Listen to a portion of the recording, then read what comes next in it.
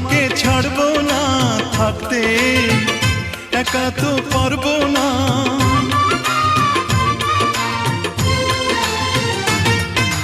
না না ভেঙো না আমার মন, আমি তোমার খুব আপন জন। মিষ্টি মিষ্টি কথায় আমার